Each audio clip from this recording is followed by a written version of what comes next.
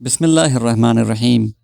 ملا علی قاری اپنی کتاب مرقات المفاتیح شرح مشکات المصابیح کی جلد نمبر 11 صفحہ نمبر 317 جو کہ دارالکتب العلمیہ کی چھپی ہوئی ہے، رسول خدا صلی اللہ علیہ وآلہ وسلم کی حدیث نقل کرتے ہیں۔ کہتے ہیں حسین منی و انا من حسین، یعنی حسین مجھ سے ہے اور میں حسین سے ہوں۔ اس کے بعد قاضی ایاز کا اس حدیث کے ضمن میں قول نقل کرتے ہیں۔ قاضی ایاز فرماتے ہیں کأنہ صلی اللہ علیہ وسلم علم بنور الوحی ما سیحدث بینہ و بین القوم۔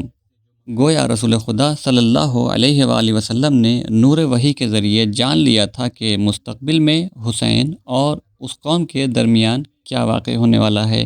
اسی لیے آپ نے خاص طور پر امام حسین علیہ السلام کا ذکر فرمایا اور واضح کیا کہ رسول خدا صلی اللہ علیہ وآلہ وسلم اور امام حسین علیہ السلام محبت کے وجوب میں اور نفرت کی حرمت میں یکساں ہیں، یعنی جیسے نفرت کرنا رسول خدا سے حرام ہے، امام حسین علیہ السلام سے بھی نفرت کرنا حرام ہے، اور جیسے رسول خدا صلی اللہ علیہ وآلہ وسلم سے محبت کرنا واجب ہے، امام حسین علیہ السلام سے بھی محبت کرنا اسی طرح واجب ہے۔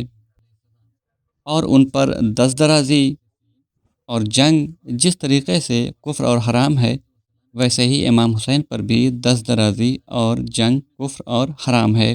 اور اس بات کی مزید تائید اس حدیث کا اگلا جملہ احب اللہ من احب حسینہ ہے، یعنی کہ اللہ اس شخص سے محبت کرتا ہے جو حسین سے محبت کرتا ہے، کیونکہ حسین سے محبت دراصل رسول خدا صلی اللہ علیہ وآلہ وسلم سے محبت کرنا ہے، اور رسول خدا کی محبت گویا اللہ سے محبت کرنا ہے۔